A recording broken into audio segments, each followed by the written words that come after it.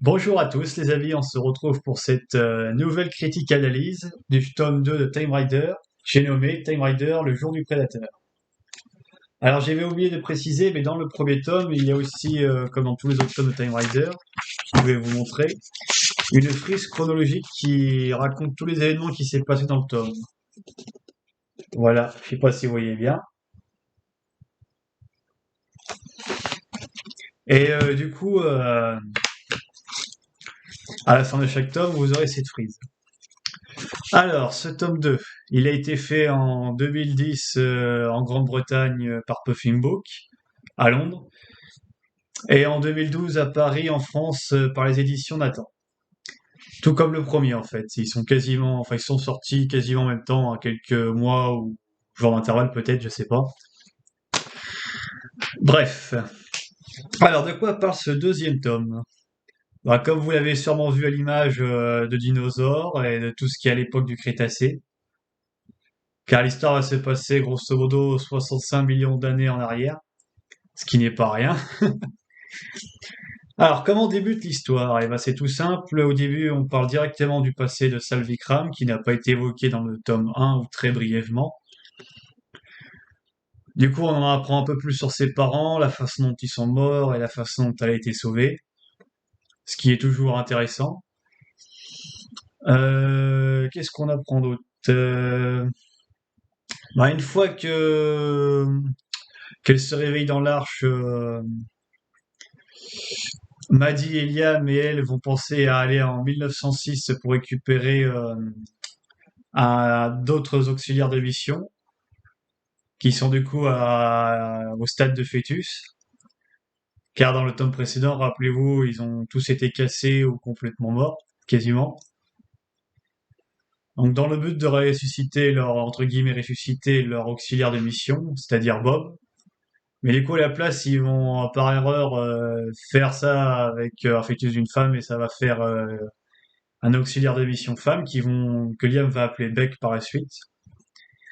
Entre-temps, à la fin de cette mission en 1906 à San Francisco, ils vont découvrir, enfin Maddie va découvrir un message parlant de la boîte de Pandore, enfin juste de Pandore pour l'instant.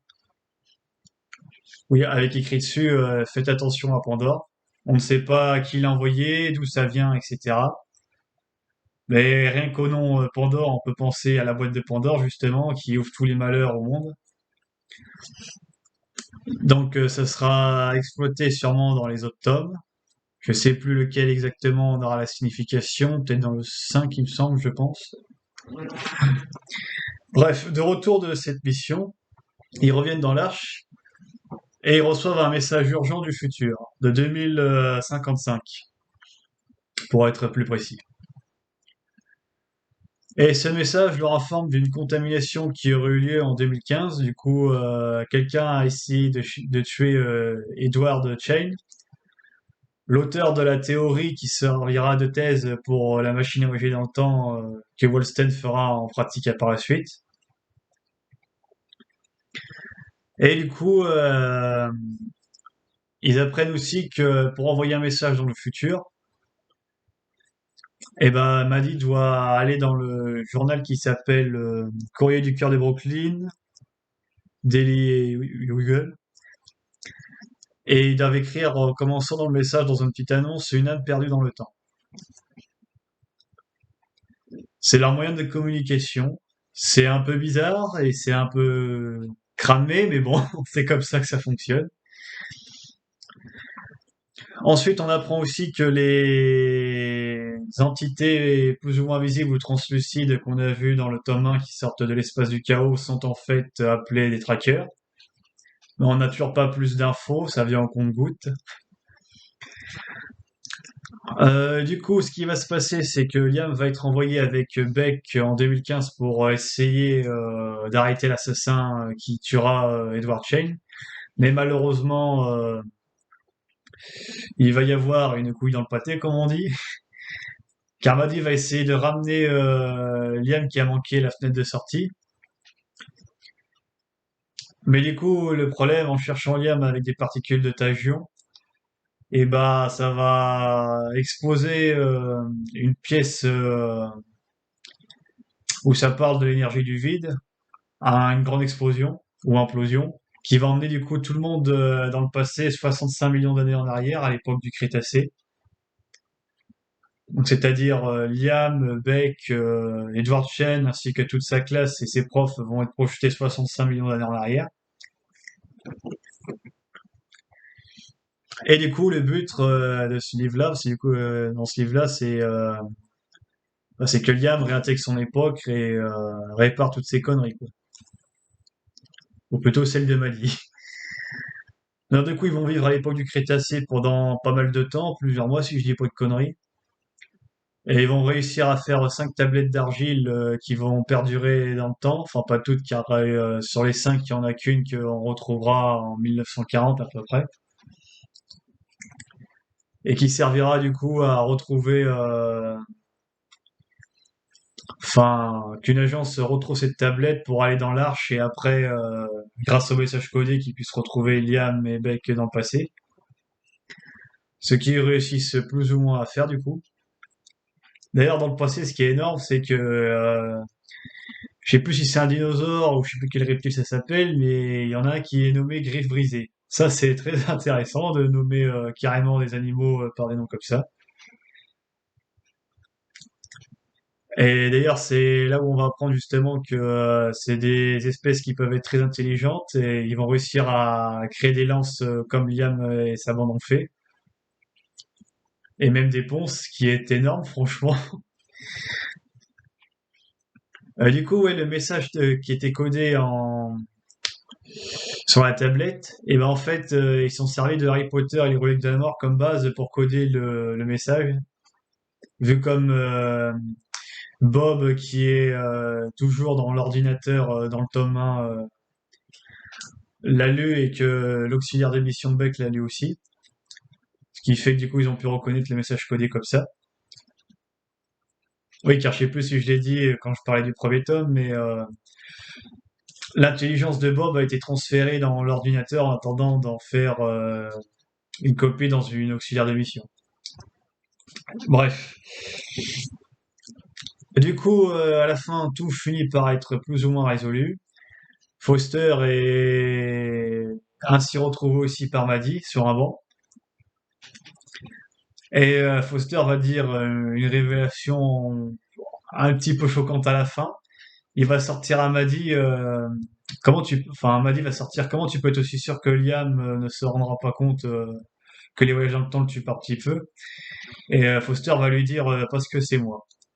Voilà. Et c'est comme ça que se finit ce tome 2. Un tome assez chargé quand même, car il fait 80 chapitres et 141 pages, ce qui n'est pas rien, mais ce qui est classique pour un roman de ce style-là. Alors, qu'est-ce que j'en ai pensé de ce fameux Time Raider, le jour du prédateur?